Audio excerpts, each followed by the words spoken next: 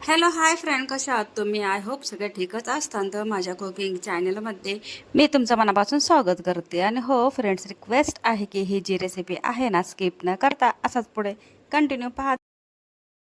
रेसिपीला सुरुवात करण्याच्या अगोदर तुम्ही माझ्या चॅनलला सबस्क्राईब केलं नसेल तर प्लीज माझ्या चॅनलला सबस्क्राईब करा आणि जेवढं होईल तेवढं शेअर आणि लाईक करायला विसरू नका. तर मी तुमच्यासाठी एक रोज नवीन छान छान अशी रेसिपी घेऊन येत आहे. आजही घेऊन आलेला आहे. चला तर मग वेळ न घालवता रेसिपीला सुरुवात करू. आज आपण इथं साध्या आणि सोप्या पद्धतीने घरगुती साहित्यापासून इथं छान अशी रेसिपी बनवत आहोत.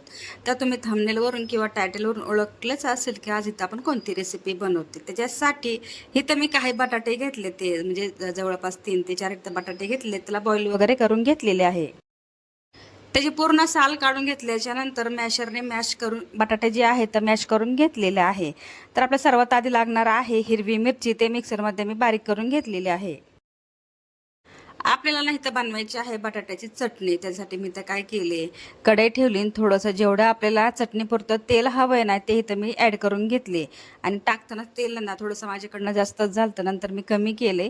आणि त्याच्यामध्ये ना इथं मी कढीपत्त्याचे काही पानं वगैरे टाकलेले. ते पान जे आहे ते स्वच्छ धुवून घेतले ते, आणि त्याच्यासोबत पान जे आहे थोडंसं लालसर झालं ना, नंतर मी ह्याच्यामध्ये जिरं ॲड केलं. जिरं ही खूप छानपैकी लाल झालेलं आहे.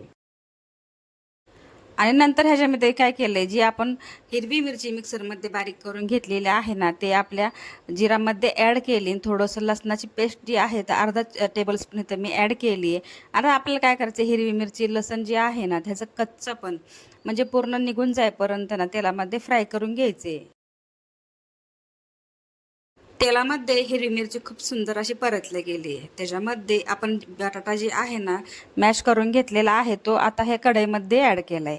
तर आपण इथं काय करायचं, 2 ते 3 मिनिटासाठी ना पूर्ण मिश्रण एकसारखं करून घ्यायचं आहे, की जेणेकरून हिरवी मिरची आणि बटाटा पूर्ण छानपैकी मिक्स होईल अशा पद्धतीने. आता आपण इथे ह्या स्टेजला काय करूया, मस्तपैकी थोडंसं चवीपुरतं मीठ ॲड करूया. तर खूप सुंदर अशी आपली जी चटणी आहे ना, तर खूप सुंदर अशी बनून तयार झाली. पण ह्याच्यामध्ये अजून कोथिंबीर घालायची आहे.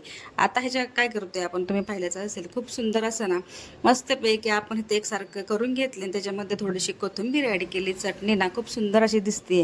तुम्ही पाहताच तोंडाला पाणी सुटले असेल, अशा पद्धतीने ही चटणी तयार झाली. आता आपण काय करू, ह्याला साईडला थंड होण्यासाठी ठेवून देऊया. तर ते मी भांडं घेतले. आता ह्या भांड्यामध्ये काय करायचं माहिती आहे का, बेसन पीठ घ्यायचे. जेवढं तुम्हाला वडे बनवायचे आहेत तर त्या पद्धतीनुसार. आता इथं मला भरपूर वडे बनवायचे होते, त्या पद्धतीनुसार इथं मी 2 कप इथं मैदा घेतला आहे, चवीपुरतं मीठ ॲड केलं आहे. आणि हो, थोडीशी हळदही ॲड केलेली आहे. बाकीचं काहीच साहित्य ॲड केलेलं नाही. लागेल तसं पाणी घेतले. छानपैकी असं बेसन पिठाचं बॅटर तयार करून घेतले. आणि आत्तापर्यंत तुम्ही ओळखलंच असेल ना आपली इथं रेसिपी कोणती आहे. हो, इथं मी बनवते व्हायरल चीज वडापाव. तर तुम्ही पाहिलं असेल थंबनेलवरून, तर खूप सुंदर अशी बनते. हो, काही ना काही आपल्या वेगळं करण्याला खूप महत्त्व असतं. आपण प्रत्येक वेळेस वडापाव तर खातो, पण चीज टाकून हो पहिल्यांदाच असं खूप व्हायरल झाले, तर आपण हे ट्राय करूया. तर बेसन पिठाचं बॅटर खूप सुंदर पद्धतीने मिक्स झालेलं आहे. त्याचे गाठी वगैरे आहेत ना, तेही फोडून घेतलेले आहे. दुसरीकडे तुम्ही पाहू शकता, थोडंसं इथं मन ना माझं नाराज झालं, तर तुम्ही म्हणता का, तर गोल पाव मला हवा होता, पण इथं कोणत्याही बेकरीमध्ये अवेलेबल नव्हता. तर इथं मी जे आपले साधे पाव असतात प्रत्येक वेळेस आपण वडापावमध्ये जे मिळतात तेच इथं मी घेतलेलं आहे. पण मला रेसिपी माझ्या मनासारखी झालेली नाही. एवढं करून हे आपण जी रेसिपी परफेक्ट अशी बनवण्यासाठी धडपड करत असतो, पण काही गोष्टी नाही मिळाल्या की थोडंसं हे होतं. पण तुम्हीही समजून घ्या, कसं असतं की काही गोष्टी नाही मिळाल्या तर आपण अर्धी रेसिपी झाल्यानंतर आपण हे करू शकत नाही ना, त्यासाठी असू द्या, काही होत नाही, हरकत नाही. ते तुम्ही पाहू शकता. मधोमध मी सुरीच्या साहाय्याने इथं जे पाव आहेत ना ते कट करून घेतले ते. तर जी चटणी आपली आहे ना, तर मी खालच्या जी साईड आहे ना, तर पूर्ण म्हणजे पूर्ण लेवल भरेपर्यंत तिथं चटणी मी भरून घेतली. आणि दुसरी गोष्ट, जे मोजरेला आपल्याकडे चीज असतो ना, तो सुद्धा मी घेतलेला आहे. तुमच्याकडे स्लाइस वगैरे तर असतं ना, ते तुम्ही ह्याच्यामध्ये ॲड करू शकता. माझ्याकडे अशा पद्धतीने हे चीज होतं ना, ते मी ह्या पावमध्ये ॲड केलं आणि थोडंसं हाताच्या साहाय्याने इथं प्रेस करून घ्यायचे, जेणेकरून आहे ना आपला जे पाव आहे तो लीक होणार नाही, म्हणजे त्याची स्टफिंग जी आहे ती बाहेर निघणार नाही. अशा पद्धतीने आपल्याला काय करायचे, पावामध्ये वडा ॲड करायचा आहे. थोडंसं इकडं तिकडं होतंच.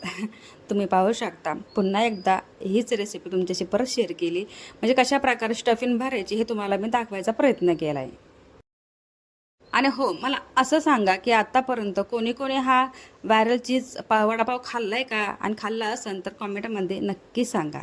तर खूप सुंदर मी काय केलं आहे, जेवढं म्हणजे मोजरेला चीज जेवढं भरता येईल तेवढं इथं भरलेलं आहे. खूप सुंदर असं जे आहे ना, तर आपला वडापाव रेडी झाला होता. आपण प्रत्येक वेळेस तो वडापाव खातोच, कुठं जरी गेलं तरी वडापाव खाल्ल्याशिवाय घरी येतच नाही आहे. आणि हो, तुम्ही पाहू शकता खूप असं मस्त बॅटर हे तयार झालेलं आहे. तर तुम्ही पाहू शकता की इथं मी काय केले, पाव जी आहे ते ह्याच्यामध्ये डिप केल्याच्या नंतर कुठंही आपला जी वडा आहे ना पाव, ते अजिबात लीक झालेलं नाही. तेल जे आहे छानपैकी तापून घेतले, आणि त्या तेलामध्ये ना हळूहळू म्हणजे जेवढं आपल्याला होईल तशा पद्धतीने ते मी काय केले, वडे सोडले ते.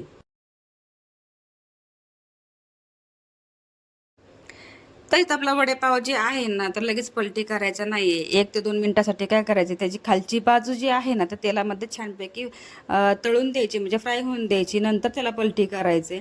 आणि हो, उकळत्या तेलामध्येच आता हे आपले पाव जे होते ते तर तळतच होते. त्याच्यामध्ये मी काय केलं, हिरवी मिरची आहे ना, ते पण ह्याच्यामध्ये ॲड केली. पण हिरवी मिरची तेलामध्ये फुटते, त्यासाठी तुम्हाला एक टिप्स सांगते. हिरवी मिरची टाकली की थोडंसं 2 मिनिटासाठी साईडला उभं राहायचं. गॅस कमी करायचा अगोदर, नंतर हिरवी मिरची टाकायची. आणि 2 मिनिटासाठी साईडला उभा राहायचे, म्हणजे आपल्या स्किनवरती उडणार नाही. तर तुम्ही पाहिलं असेल की हिरवी मिरची खूप सुंदरपैकी ना तळून गेली, कच्चा पण त्याचा राहिलेला नाही आहे.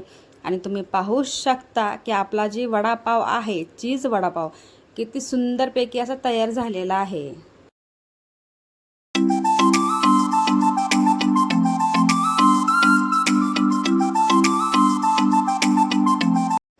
तर तेलामधून एक वडापाव इथं मी काढून घेतलाय. आता हिरवी मिरची जी आहे तेही काढून घेते. नंतर एका प्लेटमध्ये हिरवी मिरची काढल्याच्या नंतर ह्याच्यामध्ये थोडंसं मी मीठ ॲड केलं होतं की तशी चव देत नाही, त्याच्यासाठी तर काय केले, मिठाचा थोडासा वापर केला.